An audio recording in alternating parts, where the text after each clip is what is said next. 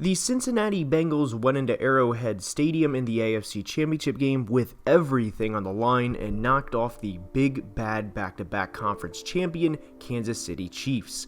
They overcame an 18-point deficit and completely held Patrick Mahomes in check in the second half and overtime, as Mahomes went 8 for 18 with 55 yards, no touchdowns, and 2 interceptions after having an 18 for 21 first half with 220 yards and 3 touchdowns. The Chiefs went from "we are rolling" and the Bills were the only team in our path we truly had to beat, as we already handled the Steelers and now just have to get by this little team from this little market that went 6-25-1 the previous 2 years, that squeaked by a Ryan Tannehill-led team that took them 3 interceptions from Tannehill to beat, and we are LA and Super Bowl bound. Well, the Chiefs found out in a big way the Bengals are for real, and now we have to discuss their future. Because for the first time in the Patrick Mahomes era, there is one thing we have not heard a lot of, and that's second guessing. And from the Super Bowl loss last year, it was kind of excused given how beat up the Chiefs' offensive line was, and how the game was truly won in the trenches from the Bucs' standpoint. On top of it, they lost to a 7-time Super Bowl champion quarterback, so it was really we lost to the GOAT, that's fine because we will be back. But blowing an 18-point lead on your home turf to an up-and-coming team is a lot different. And we are going to discuss everything for the Chiefs and their future today, so without further ado, let's begin. And when discussing the Chiefs' offseason and potential players to re-sign, both Tyrann Mathieu and now 3-time Pro Bowl tackle Orlando Brown are free agents.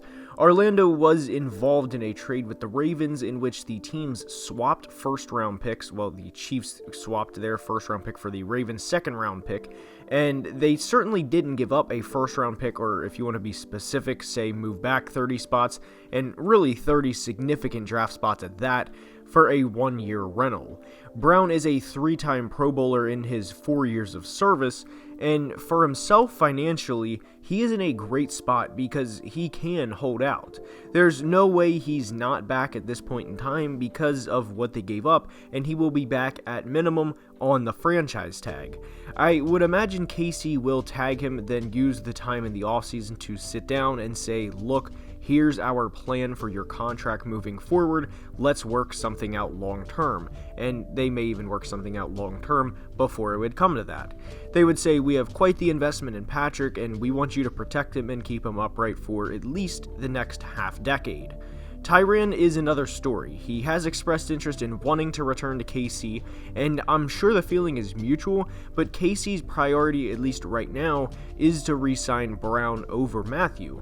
And like with Brown, I do think they will find a way to bring him back, and that would require getting rid of some other veteran contracts like Anthony Hitchens and like pass rusher Frank Clark, who, since signing a $104 million contract after being traded to the Chiefs, has produced just 18.5 sacks in 3 seasons.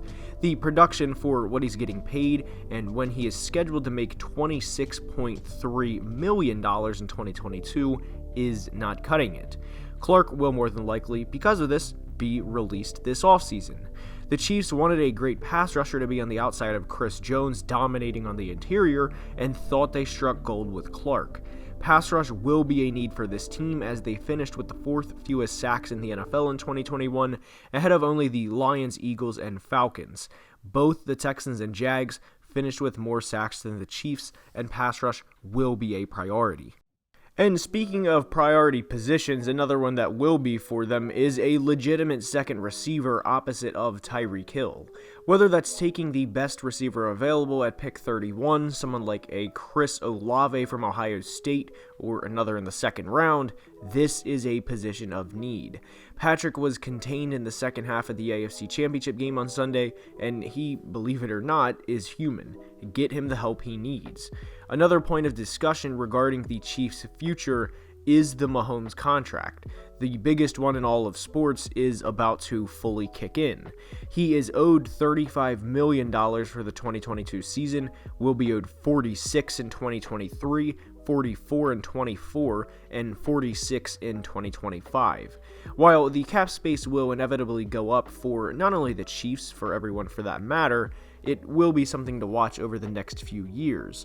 There were thoughts that despite the huge price of the 10-year contract Patrick received, that it may even be a discount by the time that contract is nearing its end, because 9 years ago now, so go back to 2013, the Ravens were coming off of a Super Bowl win in which Joe Flacco had one of the best postseason runs of all time. He had 11 touchdowns to 0 interceptions in a 4-game span, and they signed him to a 6-year, $120 million deal, and that was a record then, by the way, and now that's pennies for what a quarterback extension is. So who knows when we near the end of that contract, but for the Chiefs, the team with the young gun hotshot quarterback, their future is still obviously very bright, don't get me wrong, but there is more of a reality check now versus a week ago. The title of this video is What's Next for the Kansas City Chiefs, and for this franchise, this is a team that's been to 4 straight AFC Championship games, and good for them, might I add. That is nothing short of spectacular. But some things we overlooked, and I 100% am a part of this, is when you look at Andy Reid's body of work as a head coach. He has now been to 8 conference championship games, and that obviously goes back to his Philly days in the early 2000s, but out of being in the Final Four 8 different times to only have 1 Super Bowl title, I feel like personally is a bit of a letdown. Whether you contribute that to losing to Brady twice, once with the Eagles and once with the Chiefs in the Super Bowl, and then of course 2018, or one loss being to the 0-2 Bucks, who were one of the better defenses of all time, I personally feel, and this may be controversial, but 1 Super Bowl win in 8 conference championship games is not great. Again, Andy will be a Hall of Fame head coach, so probably a first ballot Hall of Fame coach, but this is an extremely frustrating statistic if you are a Chiefs or Eagles fan, knowing how close you were how many times, and to come up short 87.5% of the time, and 100% if you're an Eagles fan. And this wasn't a statistic or anything being talked about a week ago. It was the overtime rules and how the divisional round between the Chiefs and Bills was a Super Bowl caliber game, and there were very few chinks in the Chiefs' armor. But now all of the concerns come to the forefront, especially one being Travis Kelce, who's 32 years old and will be 33 for the majority of the 2022 season. He has an early October birthday for those that did not know, and despite him being a future first ballot Hall of Famer at some point, whether it's this year or next, his production will slow down.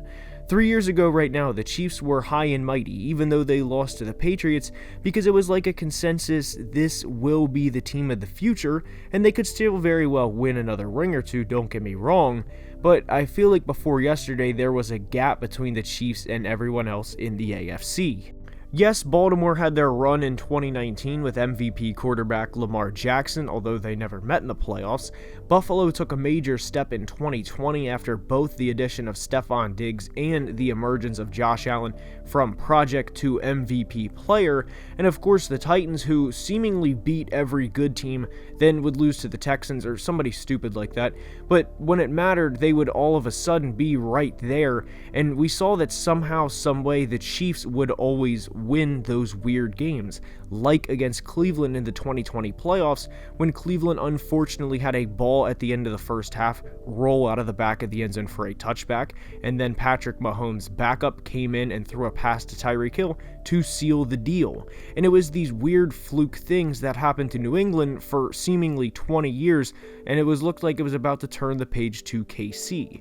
And even during the AFC Championship game, when simple things like the flip of a coin would go the way of the Chiefs in back-to-back weeks, seemingly everyone, and rightfully so, thought the game was over. But the big bad Chiefs went from future dynasty and Mahomes getting ring 2 this year to 18-point blown lead in the span of 2 hours and Joe Shiesty and all of that, and now the Chiefs have a lot of questions surrounding their future. I myself fell in the trap of, oh, well, the Bengals beat them in week 17 and Mahomes, like Brady, always gets the last laugh, so like they lost to Buffalo in week 5, they won in the divisional round, and I thought for sure, especially after they jumped out to a 21-3 lead, here we go again. Get beat in the regular season, face them in the playoffs, beat them in the second match of the year, move on to the next round, rinse and repeat. And although the Chiefs lost in the AFC Championship game Sunday, one thing I want to be clear. I don't want there to be any questions surrounding how I feel about them after this video. They are still a very, very good football team and will be contenders for the foreseeable future. There's just not as much of a gap as I once thought there was. So credit to the Cincinnati Bengals and all of their fans calling me a clown and how stupid I am because, hey, I doubted Joe Burrow in Cincinnati and they truly deserve all the credit in the world.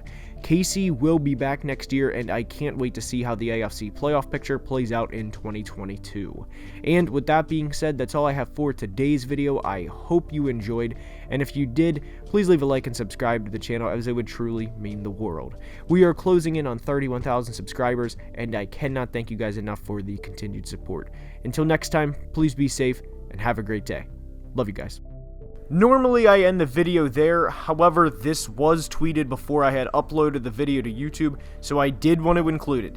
You can read what's on the screen, and this is definitely plays a part in what's next for the Kansas City Chiefs. So I did at least want to include this, but anyways, this is from Tyrann Matthews' official Twitter. But anyways, now until next time, please be safe and have a great day. Love you guys.